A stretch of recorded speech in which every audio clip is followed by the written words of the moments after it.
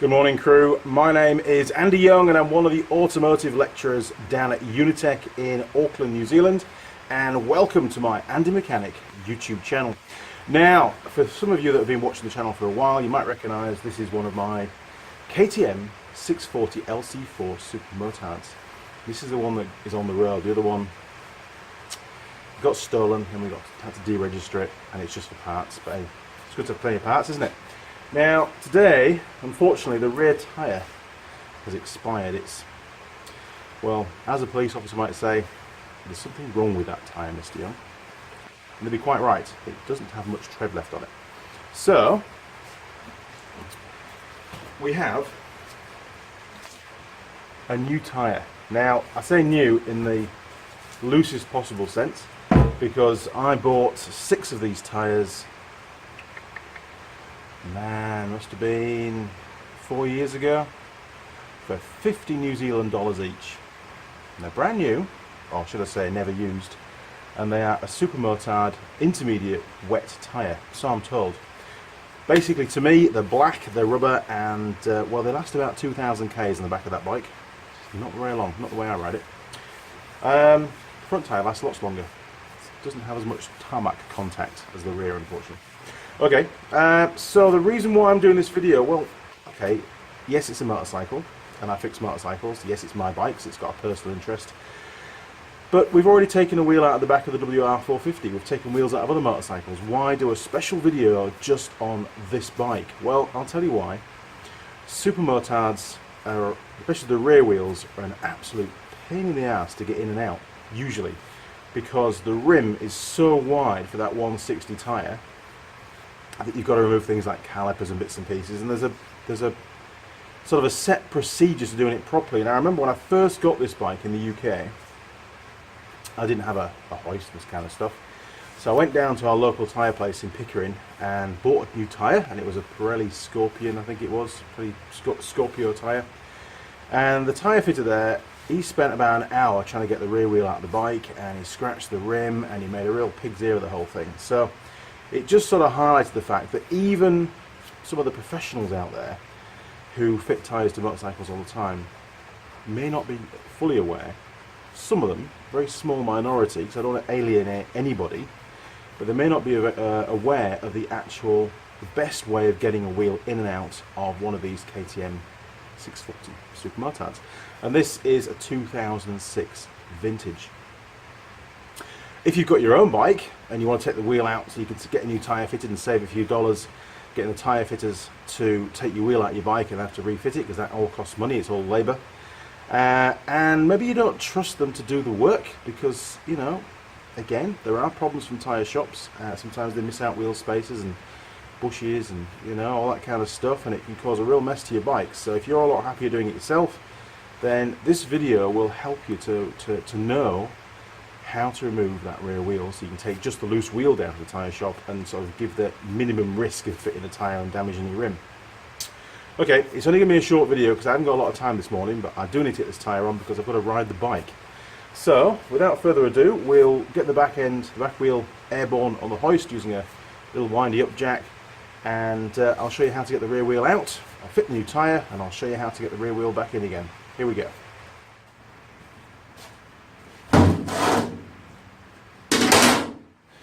Now, I always jack off the bottom of the dog bone, well, not the dog bone, but the actual rear suspension linkage directly underneath the rear shock.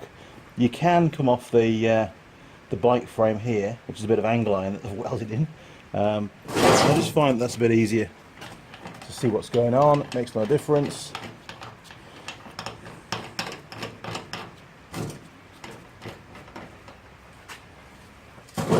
Cool.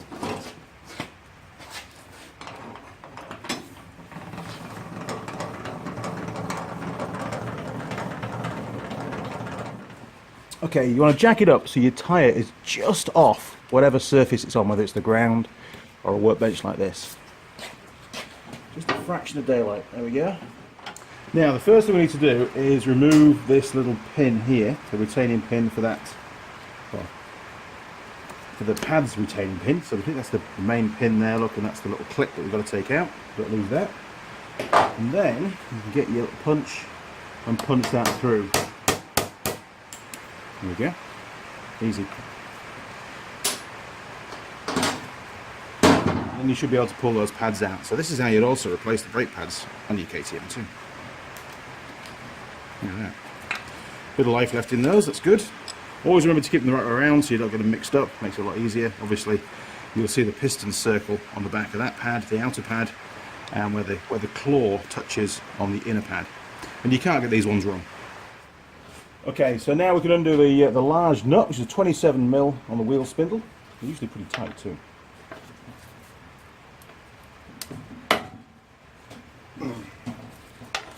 This one's really tight.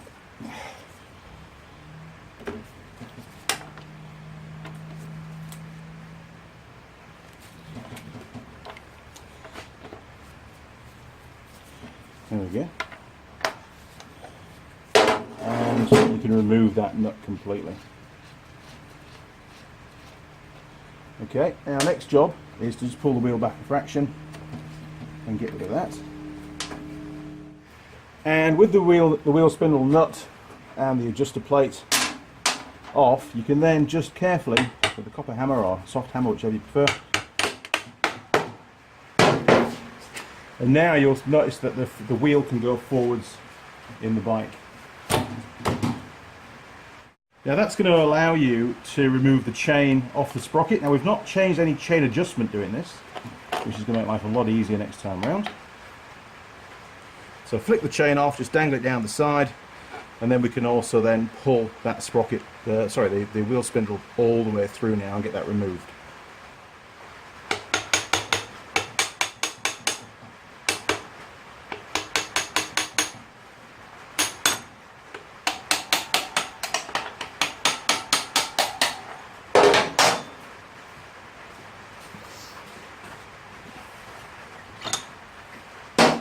Super job.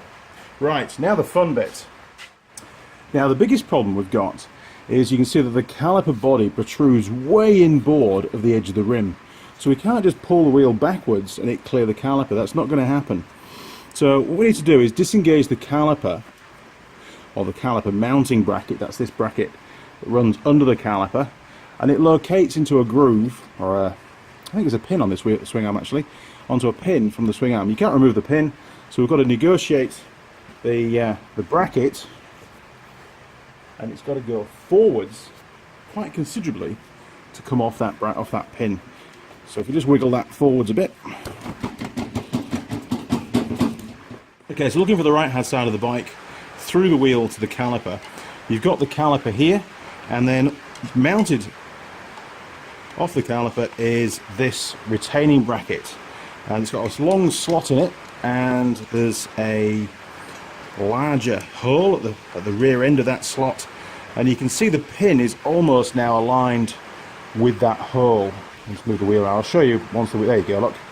Okay, so the pin here, which sticks off the swing arm, is nearly aligned with that hole.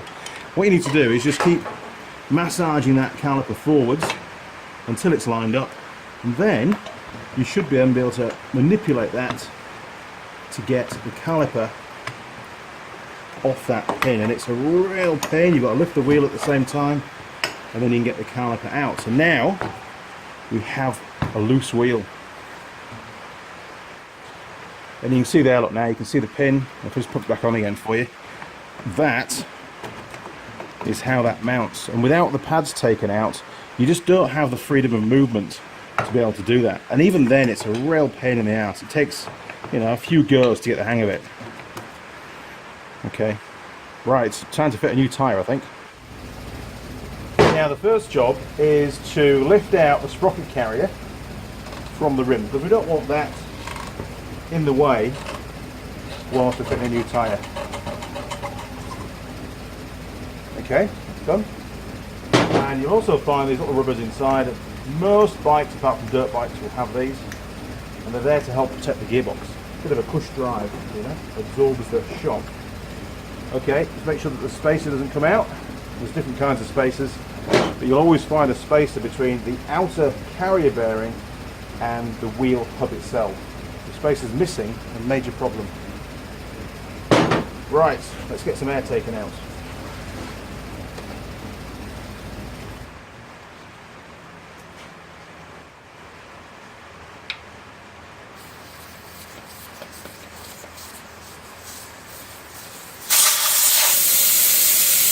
What I've done there is just remove the core of the valve using one of these little valve removing tools. Really easy to get hold of.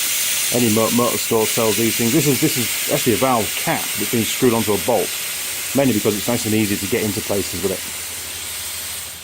Okay, now once all the air's out, and this is a tubed tyre, so we've got an inner tube inside, we need to break the bead. Basically, we've got to crack the bead of the tyre off the security part of the rim. There's a little ridge just down there. So we've got to use the machine, push this off all the way around.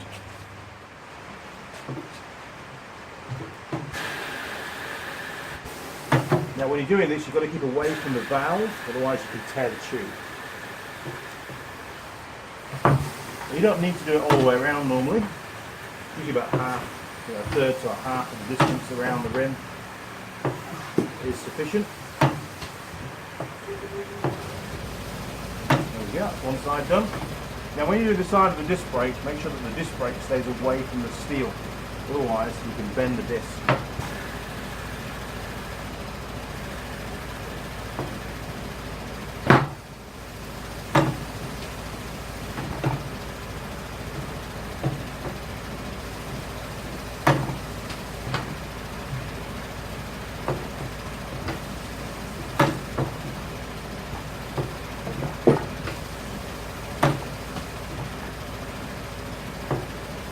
Great stuff. Okay, so now the bead's been broken on both sides of the rim. We can put it into the machine on the turntable and get the tyre taken off.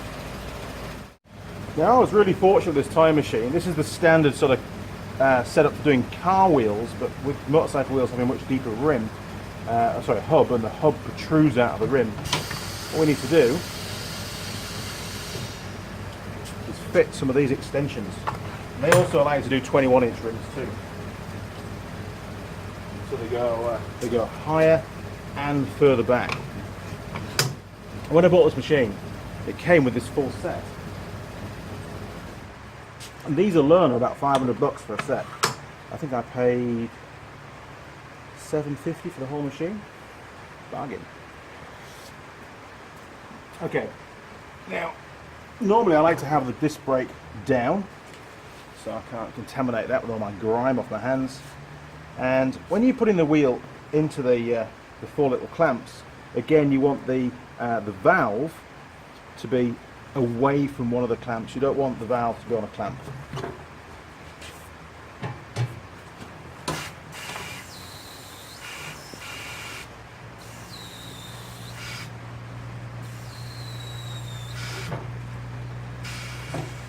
There we go. Perfect. Next job, to remove the bolt or sort of nut off the valve stem. There we go. This one isn't a spanner, it's just like a little knurled ring, which is a bit of a pain. I think I'll change that when I put it back on again. This tyre has been on the bike for probably about 2 years. It shows you how little I ride at the moment. Or have been riding. I'm going to ride lots more now. Although maybe not today. A bit damp. Okay, so you remove the little nut or ring or whatever it is and just push the valve back a little bit into the rim. Now it's important at this point in time that we lube the tyre up. Even though it's an old tyre, to make it nice and easy to come off without any problems, you want to use some lube. Now if you haven't got any special lube, just use some water with a bit of sort of washing up liquid in it. That works a treat, but don't just use water. And don't use anything like WD-40, that wouldn't be good at all. It needs to be a water-based lube really. And silicone, definitely not. Because the idea is that it evaporates away and allows the tyre to grip onto the rim. Okay, so we've got the valve round here, the little nut's been taken off.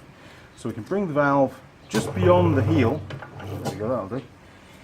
Bring the heel down, makes us a bit of clearance with the heel and the rim. There's usually a bit of sort of plastic under that heel that stops the rim getting damaged. My machine has worn that out, unfortunately. Now on the tyre lever we've got two ends. We've got a hooked end, which is for tubed tyres like this one, and we've got a non-hooked end, a really smooth end. Now this is for tubeless tyres. So this has got a tube in it, so we're going to use the hooked end, and that hopefully will prevent me from damaging the tube. That's the plan. Excellent. Okay, once that's done and the tyre's all the way off the rim, we can then get rid of the heel, bring it a bit further round, and we can push the valve through and get rid of the tube. And just hook it with your fingers. There we go. And then bring your heel back in again.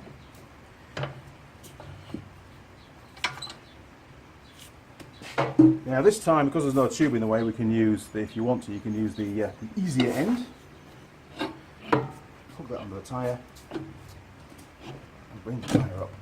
Make sure that the whole tyre comes up on the rim, otherwise if the opposite side still sat down on the bottom end of the rim, it'll be really tight to get off. There we go. Cool. Easy as that with a time machine. Right, well really before I put the new tyre on I should give the rim a clean. Don't have time for that, so I can't do that. But we can go around with a wire brush and just make sure that the beading surface of the rim is reasonably clean.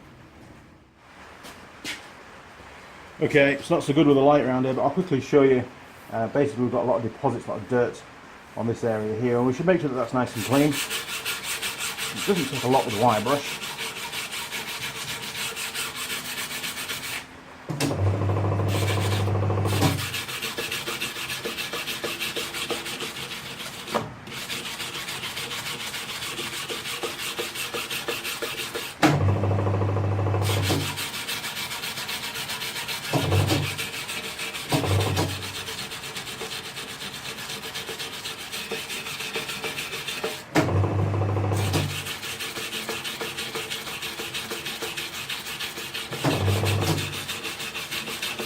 This is why tyre fitters have such strong right arms.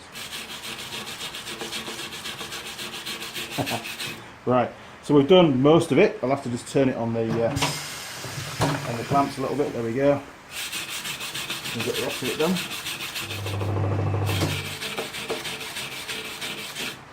Cool. Right, I'll do the other side.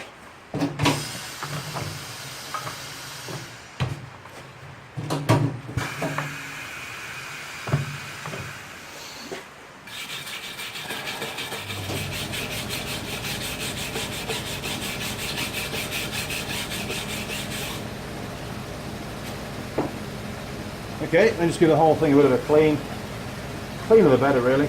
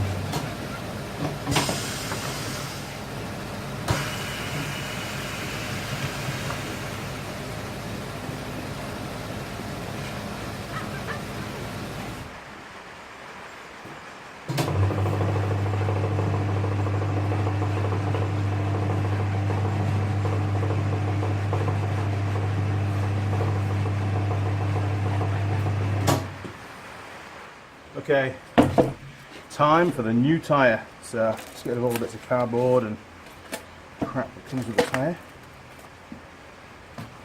Okay, make sure there's no dirt on the bead. And with it being old, make sure there's no crap on the inside as well. This tyre's moved house about 3 times now. Okay, now what's really important is we check the direction of the tyre. And somewhere on the tyre will be a direction indicator. Yes, rotation, there we go, look. Now, the KTM has the drive sprocket on the right hand side of the bike. So looking at the wheel at the moment, the wheel should be turning in this direction here. We've got rotation the wrong way. So we'll flip the tyre over, and that's how the tyre goes on this wheel. Easy, isn't it? Now, what we are going to need to do is put some lube on, so we'll just flick it back over again. Chuck some lube around the tyre. It's this area here and here really, mainly here that needs the lube. That's the most important part of the tyre. So it slips over that lip on the rim when we inflate the tyre. And hopefully it'll slip on evenly so the tyre sits on the rim equidistant all the way around. Otherwise it's going to be out of round. It's going to be a bit weird to ride. Okay, so the tyre's in the correct orientation. We can pop it onto the rim first stage before we put the tube. Bring your heel in. There you go. Easy as that. Right. Let's get rid of the heel. There we go. And now, there it is, look. That's the valve hole. So we'll get the tube back.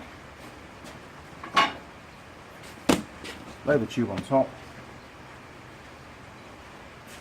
Now I have a smaller tyre lever for this. It's a special shape, and what it does is it allows me to pull the tyre, the bead away from that rim a little bit, so I can get that valve through the hole. There we go. Right. Now, at this point in time, we put a nut on the valve. But it only wants to go on just a few threads. And that just stops the valve from popping back and getting lost inside the rim. Now, what you need to do is just tuck the tube all the way around. It's sometimes a good idea to put the valve core back in at this stage and just put a little tiny bit of air in the tube just to give it some shape, and that can help it from getting trapped and being twisted inside the tyre. Doesn't matter too much on this particular wheel because there's so much space in there. It's not really a problem. The tube's dropped right down out of the way. Okay, next step is to put the top bead back on the rim. So again, bring your heel back in. Drop it down, set your clearance, and push down, and make sure that the tyre stays in the well of the wheel, and that this part of the tyre goes up onto the ramp of the heel, which it isn't doing now. Look, so what you can do is get your tyre lever, pop it under there, give it a twist, and that's going to bring it on.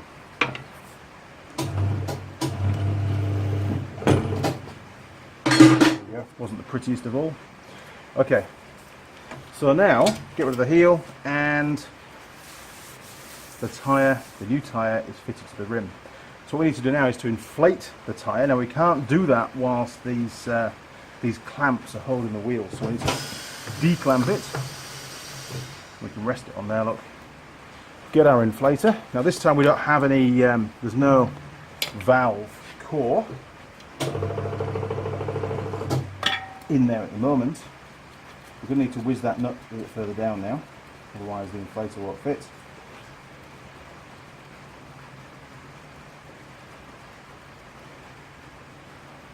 There we go, still not tight yet though. And if you're doing a dirt bike, a lot of dirt bike riders don't like those tight for some reason.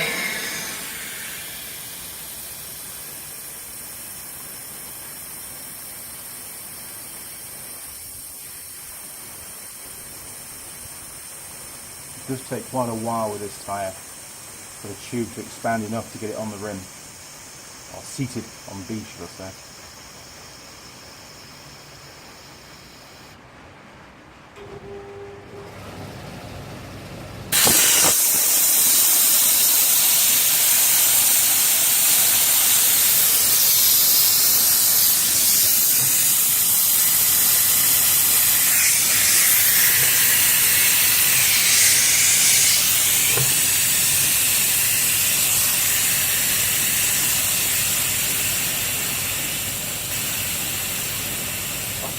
Now if you get a problem like that, we're up to 70 psi and this part of the tyre hasn't popped on, so what you can do is just get your little paintbrush with some more lube and just lube up the rim.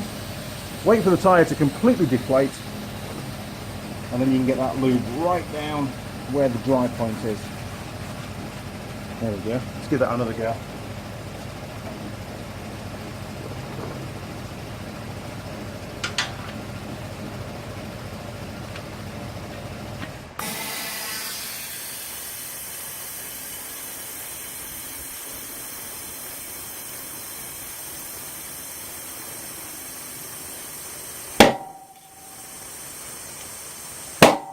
Perfect.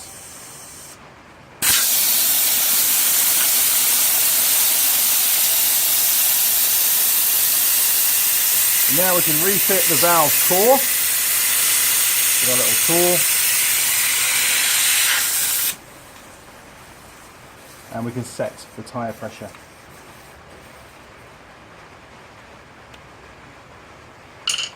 And I think KTM say 42 for the rear, but I will just double check.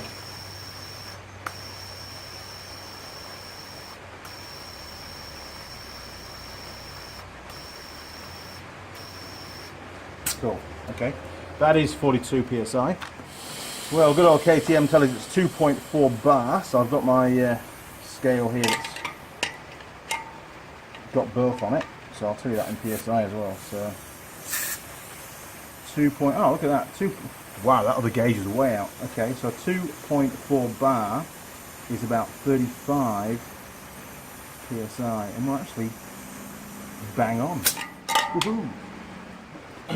Okay, so 35 psi, 2.4 bar, and once that's done, then you can just lightly tighten up this retaining nut for the valve.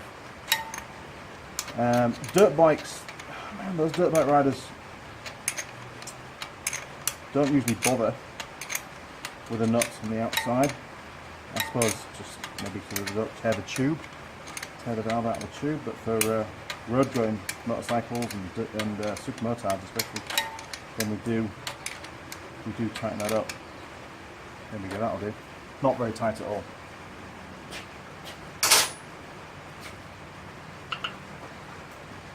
And of course we can stick the old valve cap back on, keep the dirt out.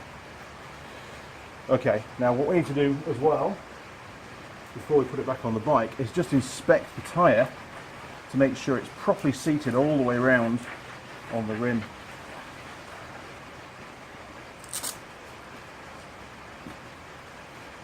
Now usually there's lines on the rim to help you to see that. Yep, that's good. Double check our rotation. Yes, that's fine. Flick it over. Check this side, make sure this side's sat on the rim properly as well.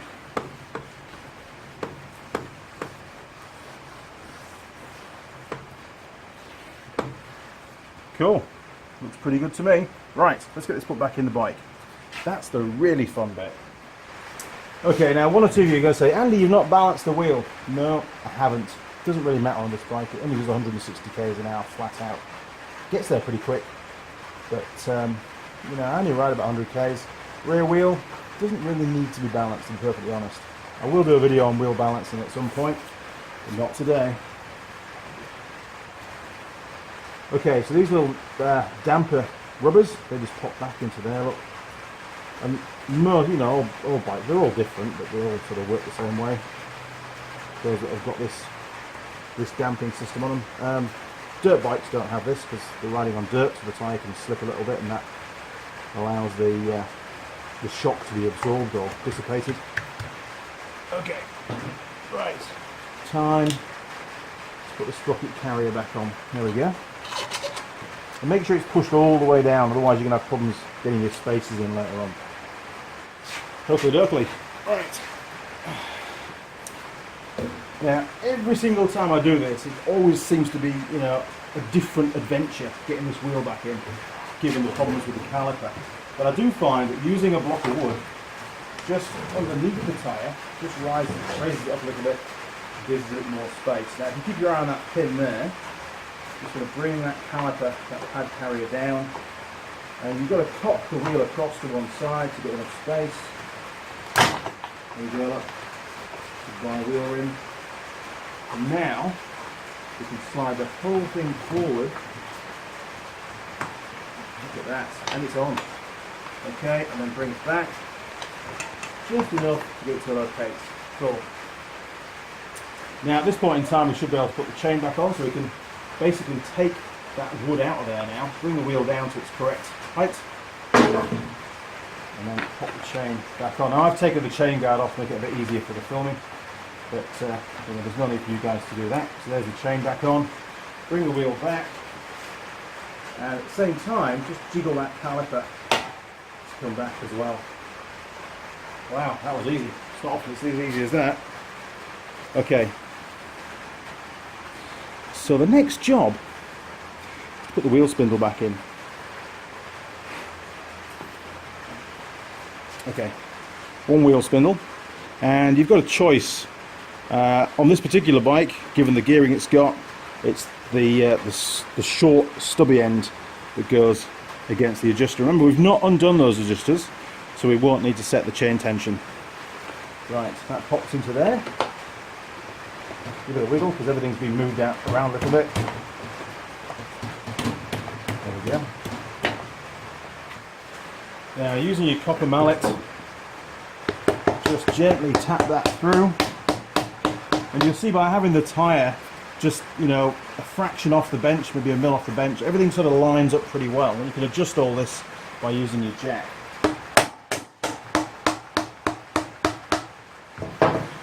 Looking pretty good.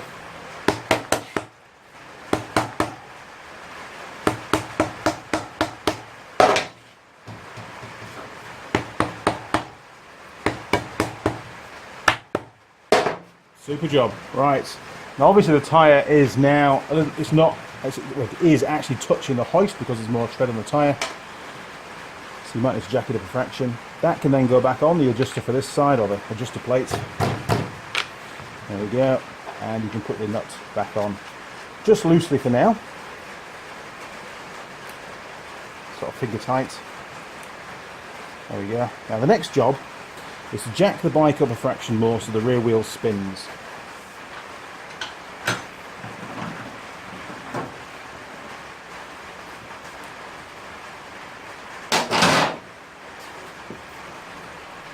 Excellent. Now before we do up the wheel spindle, it's really important that we have the rear wheel forward under tension, and these adjuster plates are hard against the adjusters, otherwise the wheel's not going to be sat correctly in the swing arm, and it's going to affect handling and cause all sorts of problems. So to do that, you can just get a extension bar, 3/8 extension bar, run it around the socket, and as you pull it back, that's going to pull the rear wheel forward because it's making the chain really tight. And holding the wheel, you can then tighten up that nut on the wheel spindle.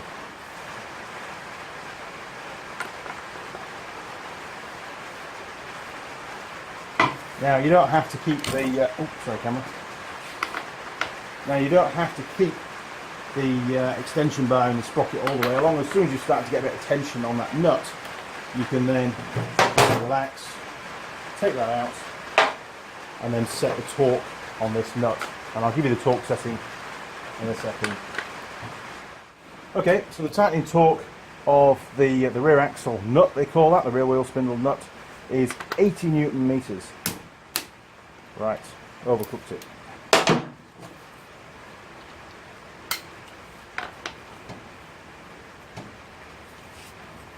Just shows you how easy it is to over tighten things with power bars, or we call them cracking bars.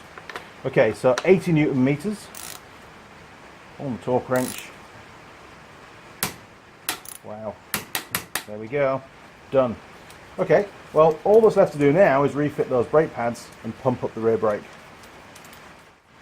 Okay, so whenever you're refitting the brake pads, you should always obviously inspect them, and just put some copper paste on the contact points of the pad, on the pad carrier, just to help them to slide around better and not rub on the brake disc. So we'll just put those on there. That's one. And the other one. Don't put too much on because obviously it might get on your brake disc, and then well, you won't really have any brakes, will you? Okay, now we've also got contact patches at the top, one there, look, and one there. Basically you'll spot them, if they're second-hand pads, you'll spot them by shiny areas on the brake pad. There we go. Now also the pin itself, that should have a bit of a clean. You can see again where the brake pads are sitting on there. And you can give it a bit of a clean up with memory cloth, but I'm just being lazy today. Running out of time as always. Okay, there we go. Right, these are ready now to go back into the bike.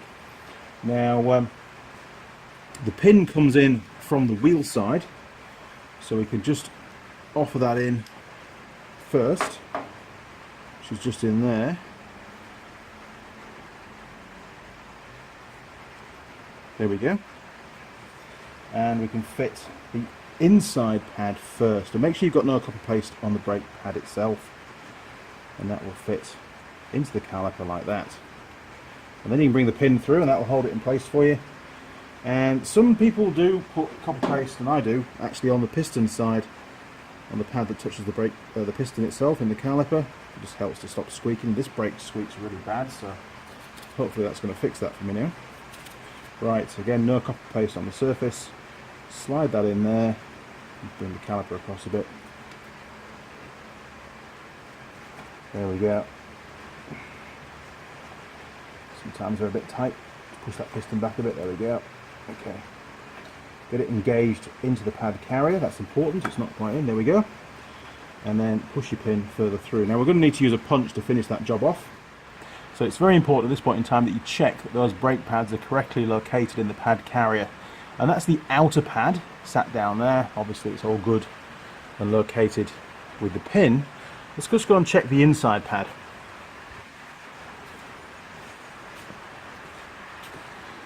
And can we see the inside pad? Yes, we can. They are, look, that's correctly located too. So we're all good. We can now use a punch and just punch that pin through the caliper and put the clip back on.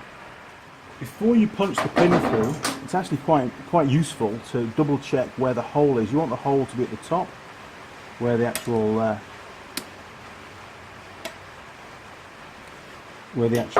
like a little R clip goes in. And there we go, look, there's the hole, so we'll position that at the top and then we'll push it through. Brilliant, right, ready to give it a punch now.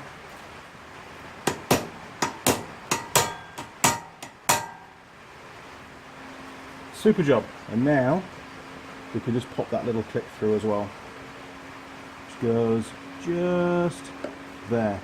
And if that's missing, that's a warrant fail. Perfect. Now before you want to jump on the bike, you definitely need to pump up the rear brake, because we push the piston back in a little bit. There we go. Super job. Well, there you go. That's basically a video covering how to remove a rear wheel from a 2006 KTM 640 LC4 Super Motard. And I stress Super Motard because it's quite different on the Super Motard bikes because there's such a wide rim on there. I was actually reading through the official KTM manual that came with the bike when I bought it brand new. You see all my servicing stuff on there, look. And when you look up in the chassis section how to remove the rear wheel, it only covers the dirt bikes. It doesn't even attempt to try and tell you how to remove the rear wheel officially on the Super Motard version, because it's such a pain. It's a real jiggle to get the caliper back in position, well, out and back in position, with the rim being so wide. Obviously once you've done it a few times it gets a lot more simple, but if you haven't done it before, it's really hard, and there's lots of swearing goes on, and you can really damage your rims quite a bit if if you don't follow the procedure that I've given you. If you've got a better procedure, or you know a few more tips, then by all means stick them down in the comments. That'll help me next time around as well. Okay, crew, what else? Why didn't I balance it? Well, I didn't balance it because it doesn't really matter on the back end too much, you know. On the front, yes, most definitely, but on the rear, on a bike that goes that kind of speed, it makes not a lot of difference, to be perfectly honest. What else didn't we do? Oh yeah, because we didn't balance it, we didn't turn the tyre so that the yellow dot of the tyre was adjacent with the valve. Again, because I wasn't going to bother balancing it, didn't really matter too much. There's so many vibrations and from that bike, but a big single, that tyre balance, it's just really, it's a long way down the list of priorities, to be honest. Okay, well that's about it. My name is Andy Young and I'm one of the automotive lecturers down at Unitech in Auckland, and you've been watching my Andy Mechanic YouTube channel. Now if you'd like to subscribe to the channel, click on subscribe. You'll see a little gear icon on there. Click on that and you can then tick the box to turn on notifications, and that way our friends down at YouTube will send you an email as and when I upload any new videos, hopefully. You'll also find me on Facebook, Instagram, Google+, and Twitter. Feel free to use any of those portals to communicate. However, I would ask you for, please, first port of call is to use the comments section on YouTube. That's where the video is. It's a lot easier to have the comments on there and my answers, and that way other people can read them really easily. And they may ask the same question or have the same question as you've already asked, and they'll see my response and they don't need to wait for me to get back to them. Okay crew, ride safe. Cheers, over and out.